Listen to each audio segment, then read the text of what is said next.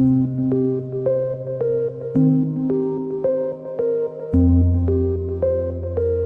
Surviving in Scrubs is a campaign organisation that was set up by myself and the other half of the operation, Dr. Becky Cox, 2.5 years ago now. Becky and I both have lived experience of sexual misconduct whilst working within healthcare, and we've had experiences back when we were in med school, all the way through to near enough the present day. And we wanted to set up an organization that provided a voice for survivors, targets of these behaviors within healthcare, having had experienced them before ourselves and having tried to report these instances and not being heard. So that is essentially what Surviving in Scrubs is and does. So at our core, we have our website where anyone who works in healthcare, so not just doctors, but nurses, physios, OTs, students, can write to us anonymously and tell us about their experiences. And we have over 230 submissions on our website now. So we have a really powerful collective narrative that's enabled us to go in to speak to NHS England, the GMC, NMC, other regulators, trusts, royal colleges, really powerful organisations to basically ask them, what are you doing here to look after your staff members? So yeah, so that's us.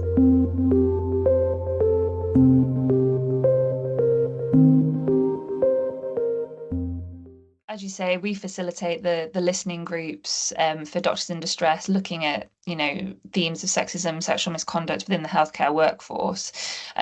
These sessions run for an hour once a month. They're virtual, and essentially they are a safe space. It's a space where, because it's virtual, people don't need to put their camera on, they don't need to even have their name on there, but they can listen to other people so that they can feel less alone. People can also learn from other people's experiences, other people's accounts. It now enables a space for reflection, but also it gives a space for people to share if they feel that they need to or that they want to. And that's kind of what we see. We've seen people talk to us about what they've been through. I won't go into the specifics because we want to keep them as anonymous and as safe as possible. But also a lot of the challenges that they face when they've either wanted to raise something or battling with the feeling that they can't raise anything. A lot of people have shame around these incidences. Some people have, are blaming themselves, which is very much in keeping with what you see with people who are victims, targets, survivors of sexual violence, which is what this is. So we wanted to help run these groups to provide that space for people to be heard, for people to have the opportunity to talk, to listen, and hopefully to feel less alone. Because these incidences can feel extremely isolating. The culture in which we work doesn't allow us to talk about these openly. And that is essentially what this group allows. It allows for open conversation and a feeling of a community, of not being alone in all of this.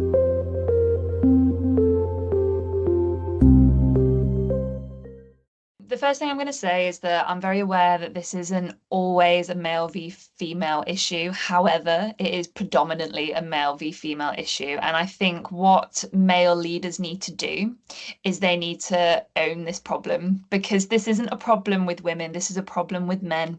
Men are predominantly the perpetrators here. So they need to own up to the fact that their behaviors are unacceptable. Their behaviors and their attitudes are completely unacceptable. And how you do that is you listen, which isn't that difficult. You listen to people who've experienced these problems. You believe them because they're not lying.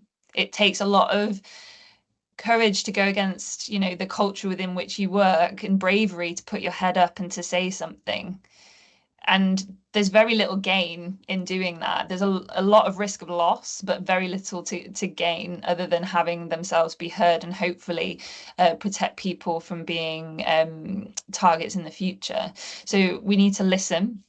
We need to everyone, including leaders, needs to reflect on their own ingrained unconscious bias, conscious bias, whatever you want to call it, and actually reflect on what sexist behaviors, attitudes they perpetrate. We all do it. We all do it, myself included. A big one for me is language. Gendering of language is something that I have become quite aware of, the older I become, and now that I'm a mother to a daughter as well.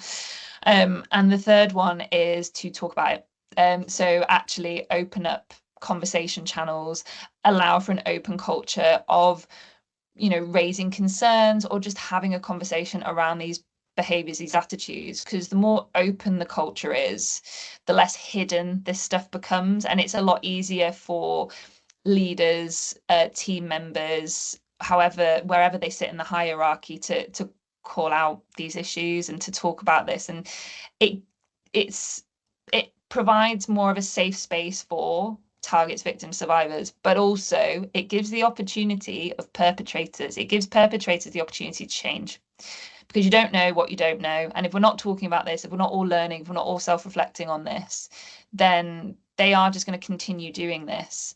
So flip it on its head and give them the opportunity to sort themselves out, essentially. So those would be my three tips: is listen, reflect, and talk about it.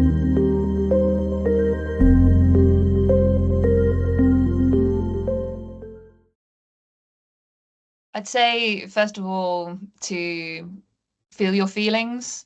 Not everyone reacts in the same way. Give yourself space, but also reach out. We at Surviving in Scrubs, you can anonymously tell us what's going on. That can add to that collective narrative and push for that change at that governmental national level. But also on there, we have a lot of resources on our website. Obviously, Practitioner Health does, Doctors in Distress does as well. There's loads of help out there. So please follow us, look on our website, follow our Instagram, our Twitter, and we'll keep giving more links to support services out there. Things are changing. But unfortunately, culture is the hardest thing and the longest thing to change. So just reach out, find a network, whether that be in person or virtually, to speak to, and that's what those listening groups were for as well. So that's a good little opportunity to plug that too.